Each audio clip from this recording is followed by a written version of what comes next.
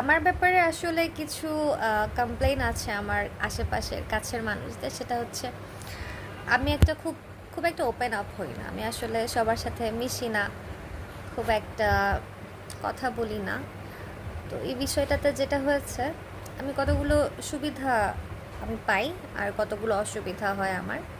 সুবিধাগুলোর মধ্যে হচ্ছে আমি আমি যখন কোনো ডিসিশন নেই বা যখন নিজের মতো করে একটা জিনিস ভাবি যে আমি এই কাজটা করব বা ওই কাজটা করব বা এটা করব না, আমার অপিনিয়নে আসলে বাধা দেওয়ার মতো কেউ থাকে না। কারণ সবাই এটা আগে থেকেই জানে যে আমাকে তো তেমন একটা কথা শোনে না বা পাত্তা দেয় না, সে আসলে নিজের মতোই নিজের খেয়াল খুশি মতো চলে। এই যে এই একটা কথা ছড়াই গেছে না আমার ব্যাপারে, যে আমি হালকা রেবেল, আমি ভদ্র মানুষ, আমি খুব একটা অভদ্রতা বা অমার্জিত আচরণ কারোর সাথে করি না। কিন্তু সবাই এটা জানে যে আমার একটা পার্সোনাল স্পেস আমি ক্রিয়েট করেছি। আমি সবাইকে সেখানে ইন্টারফেয়ার করার সুযোগ খুব একটা দেই না। তো এটার জন্য যেটা হয়েছে, এই সুবিধাগুলো আমি পেয়েছে। আমাকে সবাই বাড়তি প্রশ্ন করে না, আমার পার্সোনাল ব্যাপারে ইন্টারফেয়ার করে না।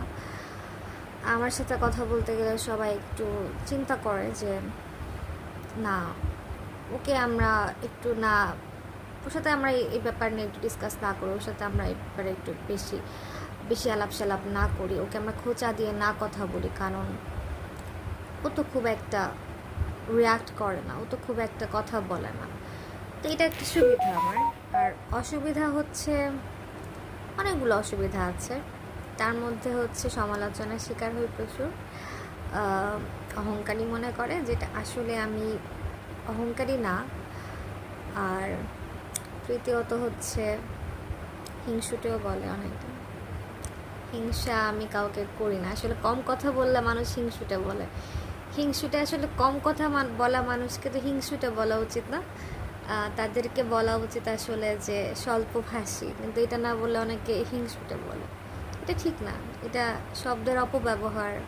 আমাদের উচিত যারা কম কথা বলে তাদেরকে স্বল্পভাষী বলে এবং তাদের পার্সোনাল স্পেসকে অবশ্যই রেসপেক্ট করা। ঠিক আছে, এটাই। আর আর হচ্ছে তুমি যত বেশি নিজের গণ্ডি তৈরি করবা, তত দেখবা যে তুমি ভালো রেজাল্ট পাচ্ছ, আস্তে আস্তে পাচ্ছ। তুমি নিজের ব্যাপারে যত মানুষকে বলবা না, নিজের গোলস সম্পর্কে মানুষকে বলবা না, নিজের আইডিয়া সম্পর্কে শেয়ার করবে না, তোমার ভালো হবে, দেখবা তোমার একসময় ভালো হবে।